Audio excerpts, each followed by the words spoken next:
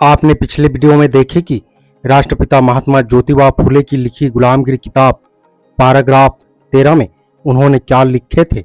आज की इस वीडियो में हम जानेंगे कि महात्मा ज्योतिबा फुले की लिखी हुई किताब गुलामगिरी पैराग्राफ 14 में उन्होंने क्या लिखते हैं। यूरोपियन कर्मचारियों का निष्क्रिय बनना, सामंतों ब्राह्मण खोत का वर्चस्व, पेंशन लेकर सरकारी नौकरी से मुक्त हुए यूरोपियन कर्मचारियों ने सरकार के दरबार में गांव-गांव की हकीकत बताने की आवश्यकता, धर्म और जाति के अहंकार आदि के संबंध में राष्ट्रपिता महात्मा ज्योतिराव फुले ने क्या लिखते हैं। आइए जानते हैं। वीडियो में अंत तक जरूर बने रहें। के अम्बेडकराइट यूट्यूब चैनल में आप सभी का स्वागत है। जय भीम। धोड़ीराव राष्ट्रपिता महात्मा ज्योतिराव फुले से सवाल करते हुए पूछते हैं, तात, यदि इस प्रकार के अनर्थ सभी सरकारी विभागों में ब्राह्मण कर्मचारियों का वर्चस्व होने की वजह से हो रहा है तो यूरोपियन कलेक्टर वहां बैठकर क्या कर रहे हैं? वो तमाम ब्राह्मणों की लुच्चागिरी के संबंध में सरकार को रिपोर्ट क्यों नहीं कर रहे हैं? राष्ट्रपिता ज्योतिराव फुले इस सवाल का जवाब देते हुए कहते हैं, अरे इन ब्राह्मण कर्मचारियों के इस रवैये के कारण उनके टेबल पर इतना काम पड़ा हुआ रहता है कि वो लोग उसमें से कुछ जरूरी काम कर लेते हैं और केवल मराठी कागजातों पर दस्तखत करते करते उनके नाक में दम आ जाता है। इसलिए उन बेचारे को इन तमाम अनर्थों की खोजबीन करके उस संबंध में सरकार को रिपोर्ट करने के लिए समय भी कहाँ है। इतना सब होने पर भी मैं ये सुन रहा हूँ कि कारण के अधिकांश दयालु यूरोपियन कलेक्टर ने अज्ञानी शूद्रों पर ब्राह्मण जमींदारों खेत की ओर से जो जुल्म हो रहा है उसको समाप्त कर देना चाहिए। इसलिए उन्होंने अज्ञानी शूद्रों के पक्ष में स्वयं ब्राह्मण जमींदारों के खेत प्रतिवादी होकर और सरकार में उन संबंध में प्रयास कर रहे हैं। लेकिन इसी समय सभी ब्राह्मण जमींदारों ने अमेरिकी स्लेह गुलाम होल्डर का अनुकरण करते हुए अपने मतलबी धर्म की सहायता से अज्ञानी अनपढ़ शूद्रों को सरकार के विरुद्ध में गलत सलत बातें प्रचारित की। इसकी वजह से अधिकांश अज्ञानी शूद्रों ने यूरोपियन कलेक्टर के विरोध में संघर्ष करने की तैयारी की। उन्होंने सरकार को कहा कि हम लोगों पर ब्राह्मण जमींदारों का जो अधिकार है उसको ऐसा ही रहने दो। यहाँ के ब्राह्मण जमींदारों ने अज्ञानी अनपढ़ शूद्रों को शैतानों की तरह अपने मुट्ठी में रखा और अपनी इस भोली भाली सरकार को अज्ञानी अनपढ़ शूद्रों के विरोध में मानसिक रूप से खड़ा कर दिया। ब्राह्मण खेतों की इस तरह की चालबाजी की वजह से उस परहितकारी यूरोपियन कलेक्टर पर किस तरह की स्थिति गुजर रही है ये देखिए।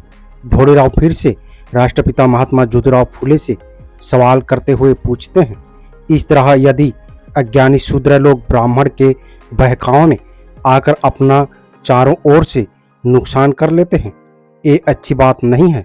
इसी तरह से आगे किसी समय उन्होंने ब्राह्मण के बहकावे में आकर सरकार के विरोध में अपना हाथ खड़ा किया तब उनकी बड़ी हानि होगी, क्योंकि शूद्रों को ब्राह्मण पंडितों पुरोहितों की दास्तां से मुक्त होने का इस तरह का अच्छा मौका पुनः प्राप्त होना बहुत ही मुश्किल है। इसलिए शूद्रों के हाथ से इस तरह का अनर्थ ना हो, इसलिए आपको कुछ उपाय सूझ रहे हैं तो एक बार जाकर अपनी दयाली सरकार को समझा कर देखिए, क्योंकि अज्ञानी अनपढ़ शूद्रों को बताने से कोई फायदा नहीं। यदि इसके उपरांत भी शूद्र समाज के लोग मूर्ख ही बने रहना चाहते हैं तो उसके लिए आप भी स्वयं क्या करेंगे? ज्योतिराव फुले इस सवाल का जवाब देते हुए कहते हैं, इसके लिए उपाय के तौर पर मेरा ये भी कहना नहीं है कि अपनी दयालु सरकार ने सबसे पहले ब्राह्मण समाज की जनसंख्या के अनुपात में सभी विभागों में ब्राह्मण कर्मचारियों की नियुक्ति नहीं करनी चाहिए। लेकिन मेरा कहना यह है कि यदि उसी अनुपात में से सभी जातियों के कर्मचारी न मिलते हो तो सरकार ने उनके स्थान पर केवल यूरोपियन कर्मचारियों की नियुक्तियां करनी चाहिए। मेरे कहने का मतलब यह है कि सभी ब्राह्मण कर्मचारियों को सरकार और अज्ञानी शूद्रों का इतना नुकसान करने का मौका भी नहीं मिलेगा।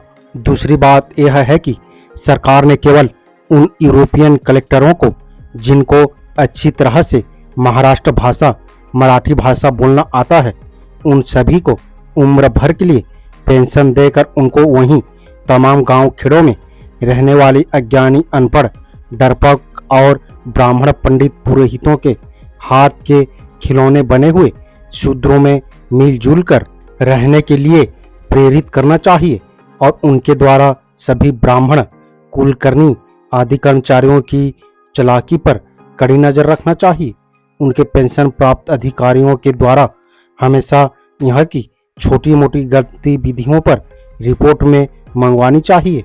उसका परिणाम ये होगा कि यहाँ के सरकारी शिक्षा विभाग के ब्राह्मण कर्मचारियों की लुभावनी चालाकी का पर्दाफाश हो जाएगा।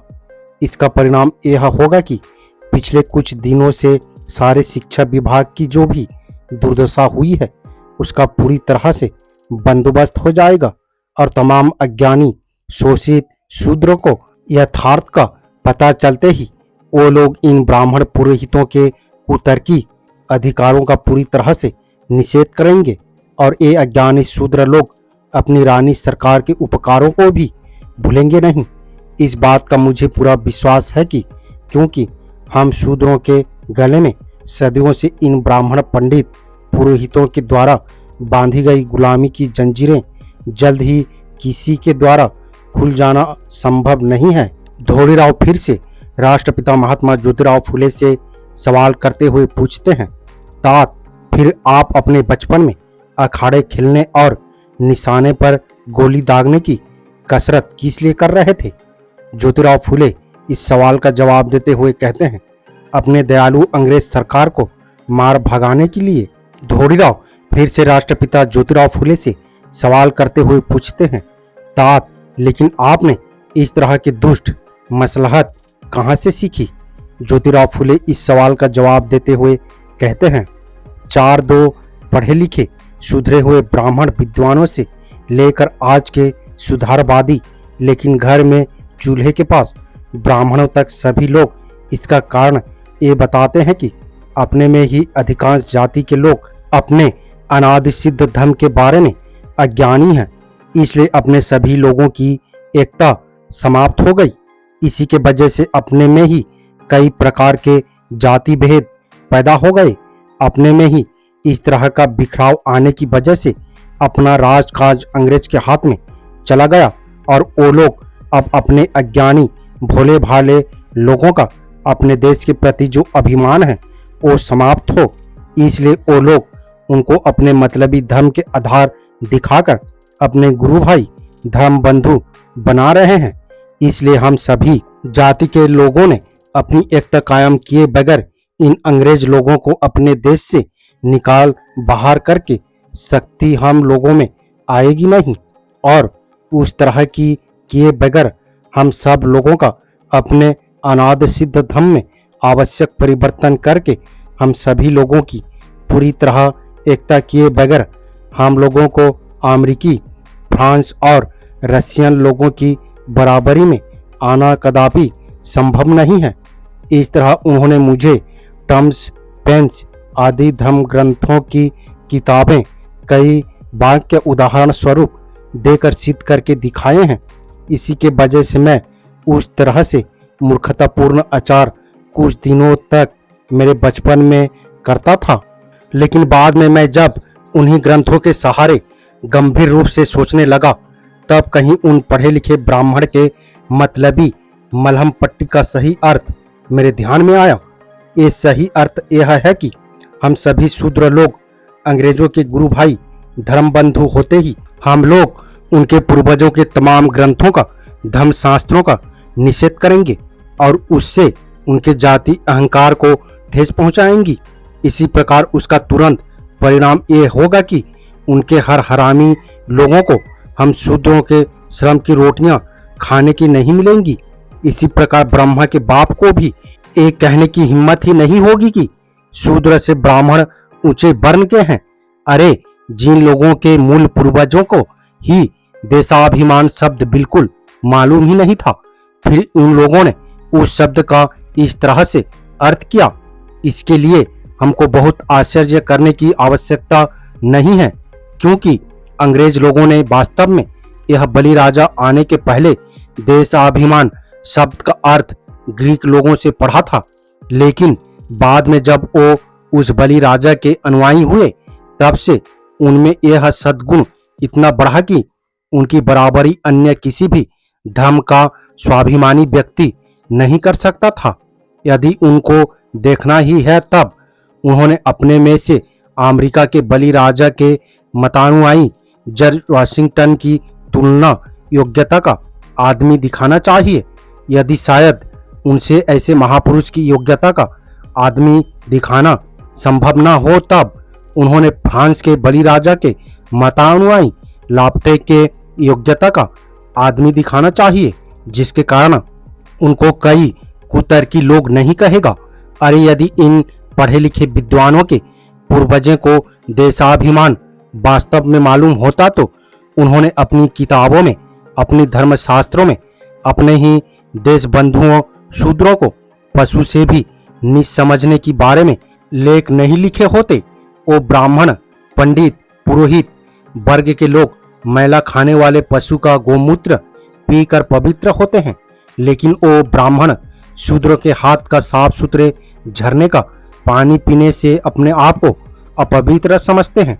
देखिए, इन पढ़े लिखे विद्वानों के पूर्वजों ने ग्रीसियन लोगों के पवित्र देशाभिमान के विरुद्ध उपस्थित किया हुआ अपवित्र देशाभिमान हमको यदि किसी की बदौलत समझा होगा, तो यह अंग्रेज की बदौलत और ऐसे परोपकारी लोगों को, मतलब हम सभी को ब्राह्मण विद्वानों की गुलामी से मुक्त करने वाले लोगों को अपने देश से भगा देने की उन ब्राह्मण विद्वानों की कसरत में ऐसा कौन है जो शामिल होना चाहेगा? अरे ऐसा कौन मूर्ख आदमी है कि जो अपने रक्षकों के विरुद्ध ही अपना हथियार उठाने की हिम्मत करेगा? लेकिन मैं तुमको इतना स्पष्ट रूप से बता देना चाहता हूं कि अंग्रेज लोग आज हैं, कल नहीं रहेंगे। वो लोग हमेशा हमेशा के लिए हम लोगों का साथ देंगे, ऐसा भी बात नहीं है। इसलिए जब तक उन अंग्रेज लोगों की सत्ता इस देश में है, तब तक हम सभी शूद्र लोगों ने जितना जल्दी हो सके उतना जल्द ब्राह्मण, पंडित, पुरोहितों की परंपरागत धार्मिक, सामाजिक, सांस्कृतिक गुलामी से मुक्त होना चाहिए। और इसी में हम सभी की बुद्धिमानी है।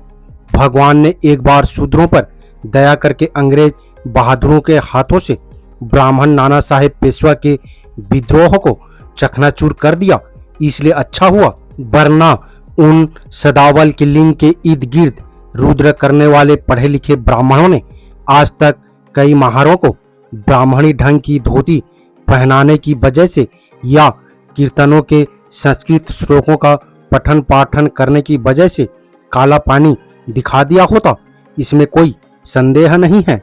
अब हम इसका संदर्भ को भी जानते हैं। नंबर 1 पर है, महाराष्ट्र में मराठा शासन काल में और खास तौर पर पेशवाई के काल में खेती पद्धति का उदय हुआ है। उसमें खोद ब्राह्मण होता था, जो एक गांव और इस तरह कई गांव की भूमि का स्वामी होता था।